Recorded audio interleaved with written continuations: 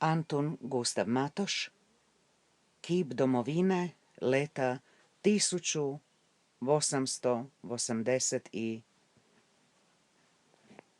Kada se ušeprtljiše Zagrebčani radi onih grbova na zgradi državne financije, zovne usplahirena vlast u pomoć vojsku. Bijaše to treći dan bune. Jutro toplo, sunčano.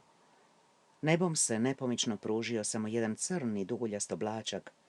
Mniš, kroz pukotinu je modrog plašta nebeskog prokuljao dim. Vojska ide vojska! I za tili časak prsne šarena gužva. Odvulala se kao pred kakvom grozovitom istragom, a na pustom trgu Jelačićevu ostadoše samo piljarički stolovi i stočići. Zatren oka zabravilo vrata kućna i dućanska. Tišina kao pred groznom bitkom. Malo, a iz Bakačeve ulice kao da šušnu lišće, kao da pljusnu kiša i diže se bahat kopita. Soldati idejo, bežimo! Ne idem makar fratri padali, ali Pepica, draga, lubljena Pepica. Ne idem Joškec, ne idem, kaj mi moraju ovi grintavci, ja nis niš kriva. To govori tik do spomenika usamljen par, guravi piljar Pogačić i pretila gospa Pogačićka, koja se ujezerila na svom tronošku kao u staro, mirno doba. I zarudi prvi red konjice. Pepica za 5 ran Kristušovih, smili mi se, hodi, budu te fundali ovi mađarski hajuši. I niz modruljasti se nos poštovanog purgara prosu voda iz očiju. Ali Pepica, draga, lubljena Pepica. Ne idem Jožica, magari najdepši fratri padali. Tutinji veći gromori sad će zabljusnuti crveni eskadron. Pepica i ojček, kaj buz nas? I čestiti se purgar zdvojno okrene na peti i stane strugati niz čaršiju. Fujte budi, pajcek vušivi! Drekne i pljune za njim. Konjica joj se već kasom sasvim prikućila.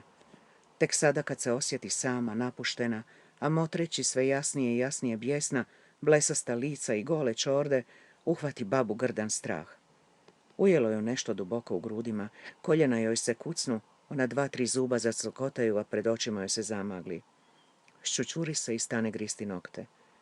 Učini joj se da joj onaj bucmasti oficir s iglastim brcima gleda pakosno, zlurado. Lezi, babo! Dreknu neko.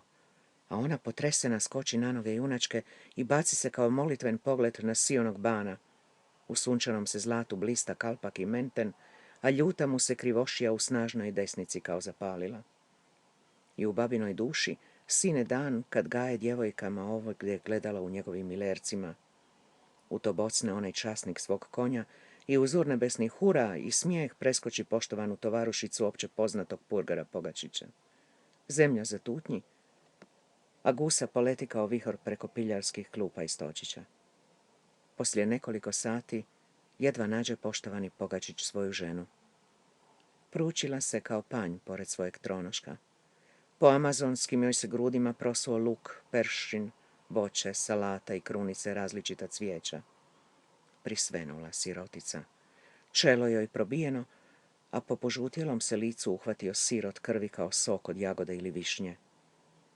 Nebavac Pogačić zapuca zdvojno prstima, udari se tronoškom po čelu, stane Pepicu podizati na noge i pipati joj srce.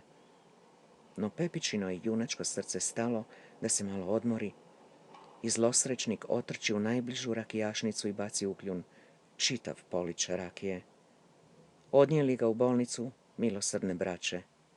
I nju i njega zakopaše krišom. Krišom, dragi čitaoče, krišom.